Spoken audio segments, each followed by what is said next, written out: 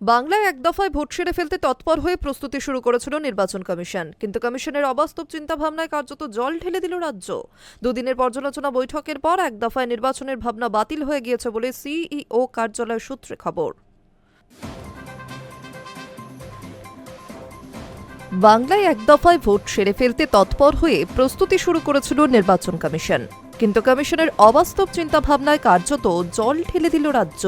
অপ্রতুল বাহিনী ও পর্যাপ্ত ভোটকর্মীর অভাবে বাংলায় এক দফায় ভোট অসম্ভব, তা আগেই জানিয়েছিল রাজ্য সরকার। এবার পরিস্থিতি বুঝে শুনে রাজ্যের সেই দাবি মেনে নিল কমিশন।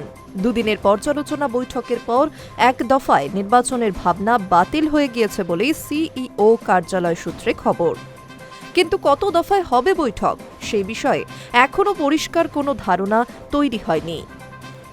নির্বাচনী প্রস্তুতি খতিয়ে দেখতে আগামী 9 মার্চ দিল্লি থেকে কলকাতায় আসছে জ্ঞানেশ কুমারের নেতৃত্বে কমিশনের ফুল বেঞ্চ। দুদিন রাজ্যে থাকবেন তারা। তার আগে সব প্রস্তুতি সেরে রাখতে দুদিন ধরে রাজ্য প্রশাসন ও পুলিশ কর্তাদের সঙ্গে দফায় দফায় বৈঠক করেন মুখ্য নির্বাচনী আধিকারিকদের দফতরের শীর্ষ কর্তারা। সম্ভবত কমিশনের ফুল বেঞ্চ বঙ্গ সফর সেরে ফেরার পরই রাজ্যে বিধানসভা নির্বাচনের নির্ঘণ্ট প্রকাশ হতে পারে।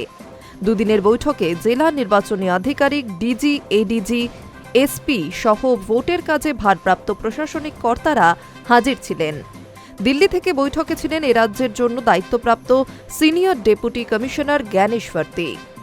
বৈঠকে কেন্দ্রীয় বাহিনীর ব্যবহার নিয়ে রাজ্য পুলিশ প্রশাসনকে আরও একবার সতর্কও করে দিয়েছে কমিশন।